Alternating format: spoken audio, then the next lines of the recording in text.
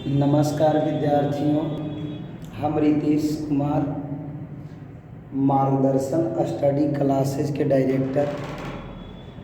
तो आज आप लोग के लिए लेकर आए हैं अवतल दर्पण द्वारा विभिन्न प्रकार के प्रतिबिंब का निर्माण। और मैट्रिक के परीक्षा में इसी में से आपका एक प्रश्न जरूरी है कि पूछने ही वाला रहता है, ठीक है ना। तो आइए सबसे पहले बता देते हैं कि अवतल दर्पण में वास्तविक प्रतिबिंब बनता है और काल्पनिक प्रतिबिंब बनता है। अवतल दर्पण में दो तरह का प्रतिबिंब बनता है, यानी वास्तविक प्रतिबिंब भी बनता है और काल्पनिक प्रतिबिंब बनता है। तो चलिए अवतल दर्पण से संबंधित जानकारियां लेते हैं कि प्रतिबिंब कैसे बनता है। स्थिति पहला, केस नंबर 1 है कि जब वस्तु फोकस मतलब F और ध्रुव का मतलब P के बीच स्थित हो तो प्रतिबिंब कहाँ, कैसा और वस्तु से कितना बड़ा और कितना छोटा। तो देखिए यह हमारा M और M1 एक अवतल दर्पण है। वस्तु को सबसे पहले हम रख लिए हैं P और F के बीच, तब वस्तु जहां पर भी होगा वहां से किरण O तक गया और वहां से टकराने के बाद चलिए इधर नाम हम कुछ T रख देते हैं, है ना। ए से वो आपतित किरण परावर्तन होने के बाद टकराकर परावर्तित हो गया। एक किरण हम वक्रता केंद्र से खींचते हैं जो दर्पण पर टकराने के बाद उसी माध्यम में कहीं तो कटा नहीं, तो नहीं कटा तो हम अनुभव करते हैं कि अगर ये दर्पण से पार होता तो काल्पनिक रेखाएं यहाँ पर हम खींच दिए और ये जो वक्रता केंद्र से गया यहाँ पर जाकर के मिलता, लेकिन ऐसा होता नहीं है। तो यही आभासी प्रतिबिंब कहलाते हैं, आभासी प्रतिबिंब।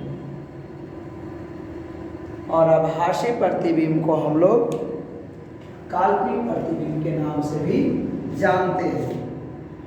आभासी प्रतिबिंब को काल्पनिक प्रतिबिंब भी कहा जाता है ना। आभासी प्रतिबिंब तो कहना क्या है कि प्रतिबिंब दर्पण के पीछे बनेगा। हाँ, ये दर्पण के पीछे हो गया रंगा हुआ। प्रतिबिंब काल्पनिक और आभासी बनेंगे। और याद रखिएगा दोस्तों कि जब भी काल्पनिक प्रतिबिंब बनता है ना, वो सीधा ही बनता है। ये वस्तु ऊपर अभिलंब की ओर था तो यहाँ पर भी हमारा वस्तु का प्रतिबिंब ऊपर ही बन रहा है, प्रधान अक्ष के ऊपर बन रहे हैं। तो दोस्तों भूलना नहीं है। प्रतिबिंब की आकार की बात करें तो थोड़ा बड़ा बनता है। देखिए ये वस्तु है और ये इसका प्रतिबिंब। आइए दूसरा स्थिति केस 2, जब वस्तु दर्पण के, कौन सी दर्पण है, अवतल दर्पण, दर्पण के फोकस पर रखी जाती है। आइए दिखाई पड़ रहा है ना।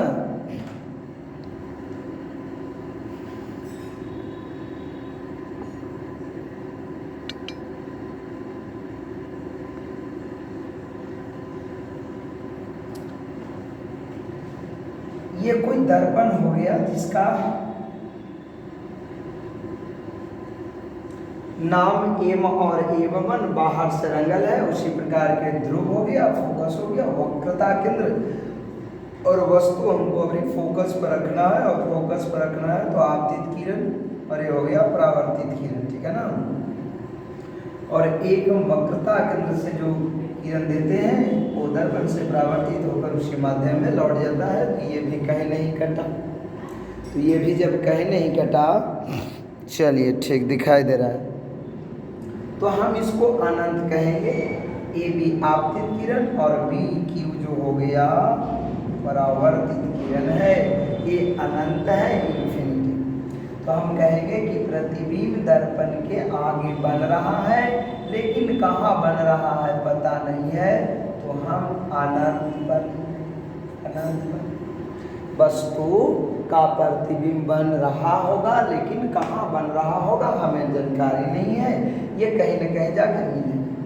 प्रतिबिंब वास्तविक होंगे, और हाँ विद्यार्थी याद रखिएगा, वास्तविक प्रतिबिंब हमेशा, देखिए यहाँ पर गलती लिखा, हमेशा उल्टा होता है।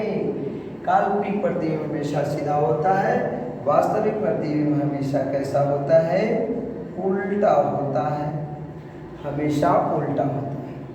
प्रतिबिंब वस्तु के आकार से बड़ा बनेगा, बहुत बड़ा बनेगा। ये 4 बात याद रखेंगे मेरे प्यारे विद्यार्थियों। पहली बात, प्रतिबिंब कहाँ बनेगा, दूसरी कैसा बनेगा, और तीसरी सीधा या उल्टा, और चौथा जो बात हो गया वो बड़ा या छोटा। तो ये हो गया दूसरा, दिखाई पड़ रहा नहीं है।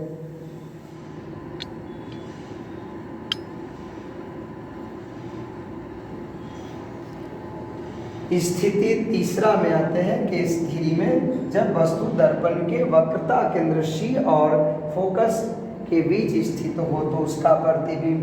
तो चलिए उसी प्रकार ये हो गया अवतल दर्पण A, और इधर नाम लेते हैं S, है ना, A और S आपतित किरण परावर्तन के बाद इधर B' पर लौट जाता है, और हमारा वस्तु ये भी है। देखिए यहाँ पर वक्रता केंद्र छूटा हुआ है, तो ये किरण जाता है, और ये लौटने के बाद ये हो गया वक्रता केंद्र से उसी माध्यम पे यहाँ लौटता है।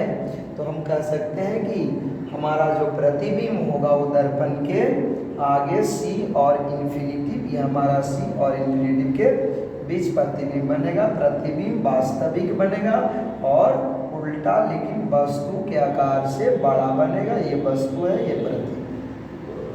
तो इस प्रकार स्थिति नंबर 4 हो गया।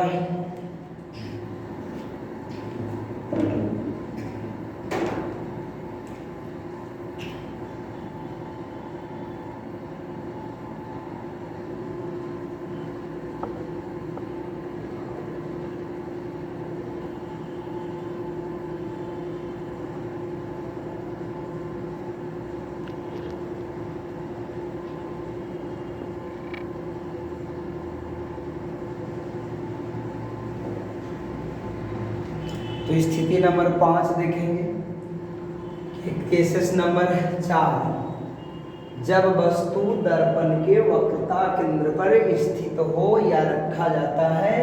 तो इस प्रकार आप देख रहे हैं M1 अवतल दर्पण, ध्रुवी फोकस है, वक्रता केंद्र पर वस्तु हो गया, और ये प्रधान अक्ष या वक्रता केंद्र से आप कहेंगे कि यहाँ पे वस्तु है, तो हम लोग प्रधान अक्ष के समांतर कोई आपतित किरण डालते हैं, ये फोकस होते हुए गुजर जाती है, और एक फोकस से किरण को लाना है जो वक्रता केंद्र से नहीं अभी लाना है, फोकस से लाना है जो दर्पण से टकराने के बाद वापस प्रधान अक्ष के समांतर आ जाता है।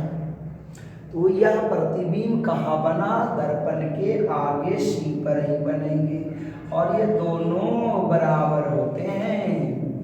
तो प्रतिबिंब वास्तविक, उल्टा और वस्तु के आकार के बराबर होंगे।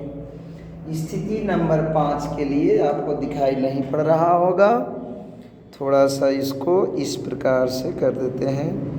चलिए दिखाई पड़ रहा होगा।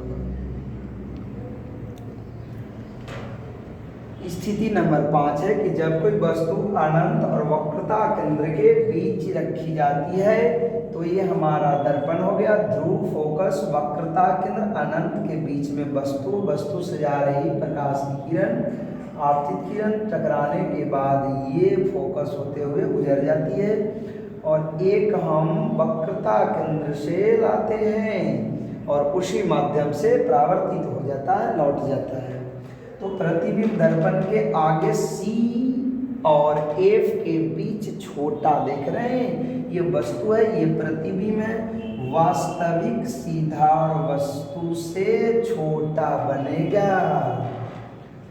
एक और बच गया मेरे दोस्तों, और यहाँ पर आपका छठा हो गया कि जब वस्तु अनंत पर हो, पता ही नहीं है कि कहाँ रहेगा, तो अनंत पर रहता है। ये हो गया एम और एम डैश अवतल दर्पण, ध्रुवी, फोकस से वक्रता केंद्र। अनंत मने कहाँ पर है कोई पता नहीं, तो ये प्रधान अक्ष के समांतर जा रही प्रकाश किरण दर्पण से परावर्तन के बाद फोकस पर ही मिलता है, और नीचे से भी अगर हम कोई किरण देते हैं तो यहीं पर मिलता है, यानी यहाँ पर बिंदु के समान प्रतिबिंब बन रहे हैं। तो प्रतिबिंब दर्पण के आगे फोकस पर वास्तविक उल्टा और प्रतिबिंब वस्तु से बहुत छोटा। तो थैंक यू विद्यार्थियों।